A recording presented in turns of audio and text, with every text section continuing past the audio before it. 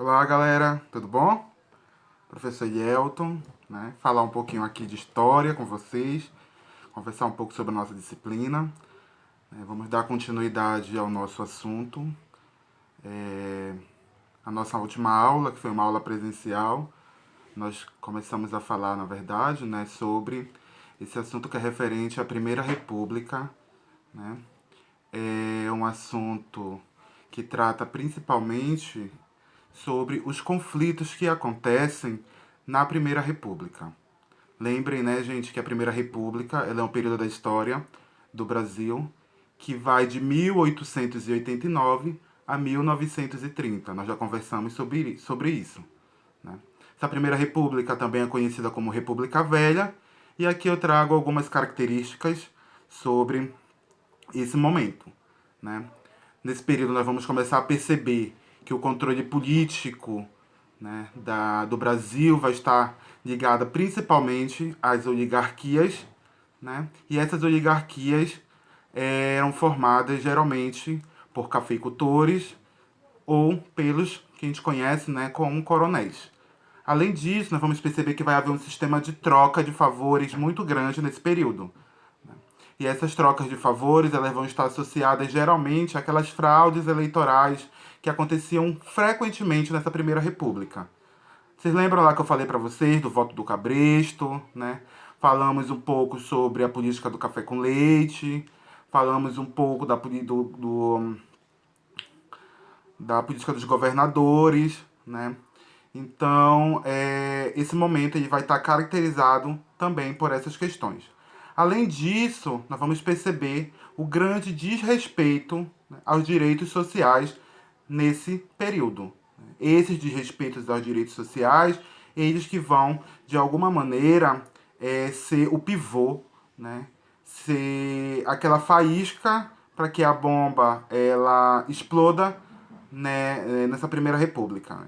É o momento em que essas diversas manifestações, tanto, né, manifestações que vão estar associadas àqueles conflitos no campo, como aquelas manifestações associadas aos conflitos, aos problemas ligados ao meio urbano, vão começar a ganhar força.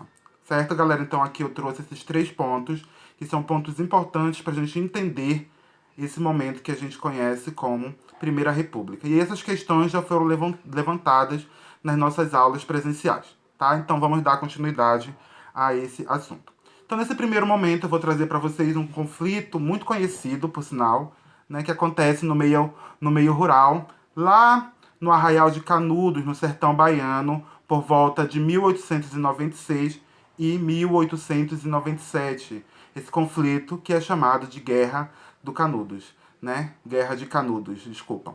Então, essa guerra ela vai acontecer lá onde tem esse pontinho verde aí no mapa, mostrando para vocês, né? Que a região, o local onde ficava o Arraial de Canudos, hoje conhecido como região de Canudos. Tá ok, galerinha? Então vamos lá.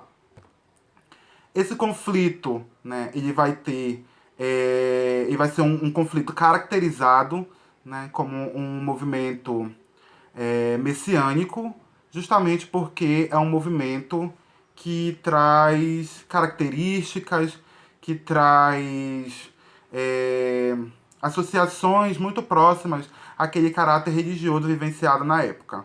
Ele tinha um líder, esse principal líder era chamado de Antônio Conselheiro, né? Esse Antônio Conselheiro ele era visto como um dos principais representantes desse arraial de Canudos, né? Que vai orientar, que vai guiar, que vai muitas das vezes doutrinar aqueles sujeitos que viviam nesse arraial. Mas o que seria um arraial? Era uma espécie de vilarejo, né? Uma espécie de vila, era um território onde pessoas, principalmente em situações bem difíceis de vida, né, viviam e tentavam mudar a partir de algumas práticas sociais, a partir da própria religiosidade, né, essa situação no qual eles se encontravam.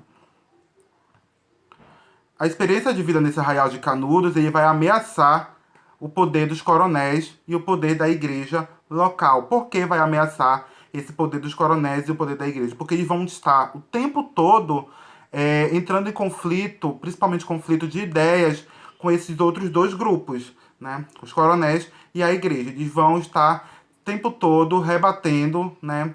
é, as questões apontadas pelos coronéis e pela igreja, os comportamentos aplicados, né, a partir desses coronéis e dessa igreja naquele momento. Lembra disso que eu falei para vocês agora há pouco, né? Esse movimento, o movimento de Canudos, é um movimento que traz uma característica messiânica, né? Mas só que essa característica messiânica, ela está relacionada a uma religiosidade, só que não é aquela religiosidade oficial, né? Essa religiosidade oficial da época, quem estava atrelada a ela era essa igreja. Esse movimento messiânico, ele traz como principal característica uma religiosidade de cunho popular, né? E a igreja ela não aceitava, muitas das vezes, essas práticas religiosas nesse período. Então eles vão começar a se sentir ameaçados diante dessa difusão, diante dessa proliferação de ideias, né, que Antônio Conselheiro e seus seguidores vão começar a defender naquele período. Além disso, o governo federal também vai se sentir incomodado diante dessas ameaças, né, que o povo do Arraial de Canudos acabava sustentando de alguma forma, né? E diante disso, esse governo federal ele vai mobilizar algumas tropas para destruir o Arraial, para tentar acabar com esse movimento, né? Então foram necessários 4 expedições para poder de fato destruir Canudos, para poder de fato destruir aquele vilarejo, né? E acabar com essas ideias e acabar com a proliferação desse pensamento, né? Um pensamento que estava muito associado, desculpa, a uma religiosidade de caráter popular.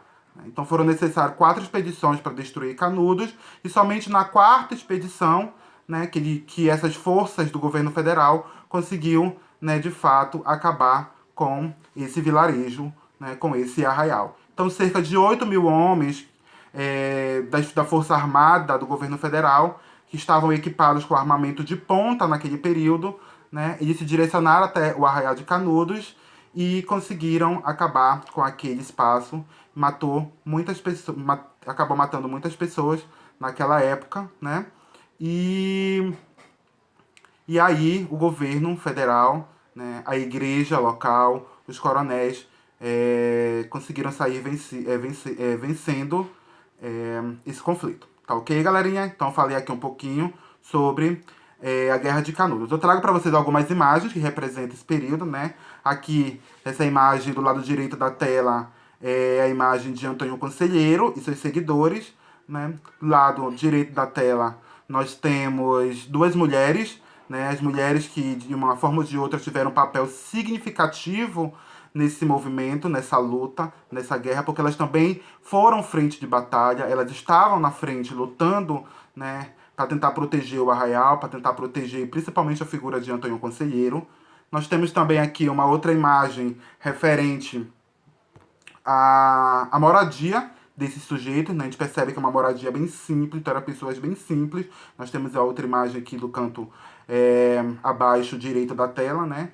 Dessas pessoas bem simples que viviam nessa região, que estavam de uma forma ou de outra lutando por melhores condições de vida, né? Por liberdade religiosa, por liberdade de pensamento nesse período. Tá ok, galerinha?